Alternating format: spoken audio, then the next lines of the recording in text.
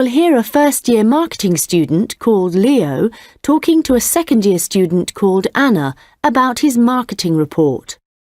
First, you have some time to look at questions 21 to 26.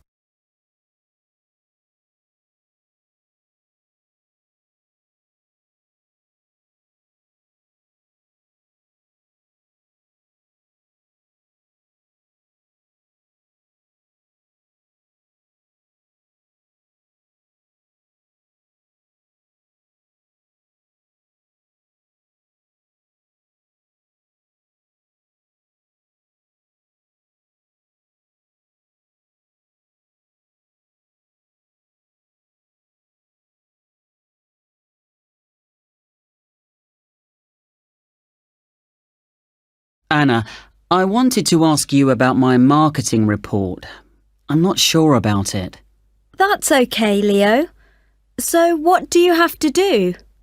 Choose a product or service, then compare two organisations that produce it. I'm doing instant coffee. But haven't you got a weekend job in a clothing store? Why didn't you choose clothing? That was my first thought, because I thought it'd give me some practical examples. But when I searched for men's clothing on the internet, there were hardly any articles. So then I looked for coffee, and I found there were tons. Yeah, there are so many brands on the market now. OK, so how much have you actually written? I've done part 1 on economic and technological factors.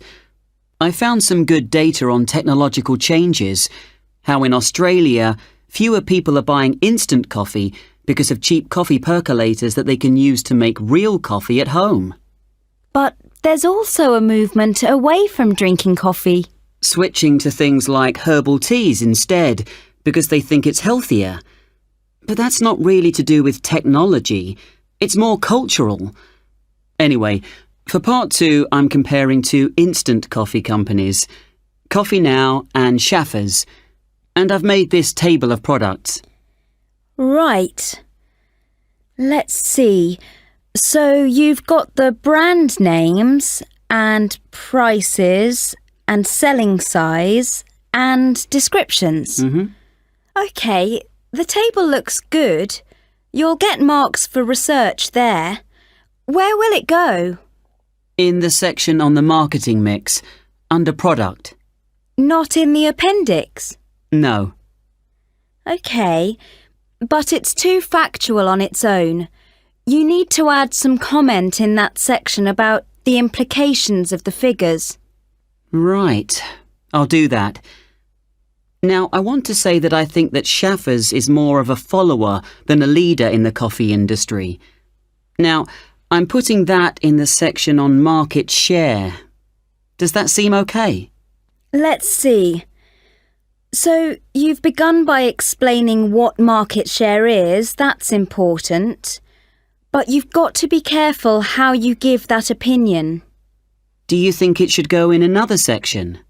Well, it's fine where it is, but you've got to back it up with some data, or they'll say your report lacks weight. OK. One thing I'm worried about is finding anything original to say. Well, since this is your first marketing report, you're not expected to go out and do interviews and things to collect your own data. You're just using published data.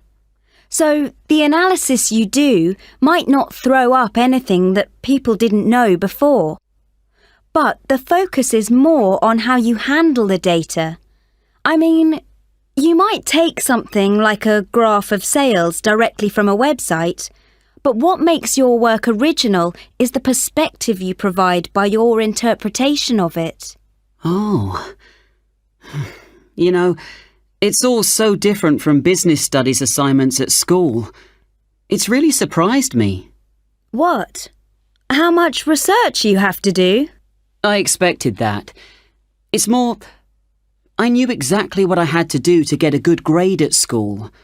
And I knew I'd be expected to go more deeply into things here. But I haven't got information on how the lecturer is going to grade my work, what he's looking for.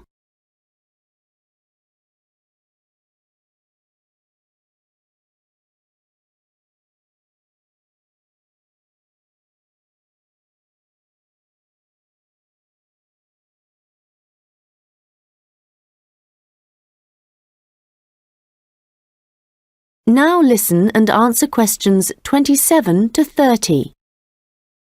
Well, one thing you have to remember is that in a marketing report, you've got to have what they call an executive summary at the beginning. I forgot that and I got marked down. Yeah, I've drafted it. I've got an overview. Have you got something about the background there? Yeah. Good. So, I've just made a summary of the main points. I wasn't sure whether or not I should have my aims there. No, that's too personal. The executive summary is just like what a manager would read to get a general idea of your report if he was in a hurry. Right.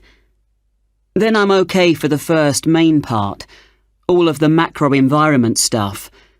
But it's when I get onto the problems section. I've listed all the problems that Coffee Now and Shaffers are facing. But then what? Well, you have to prioritise.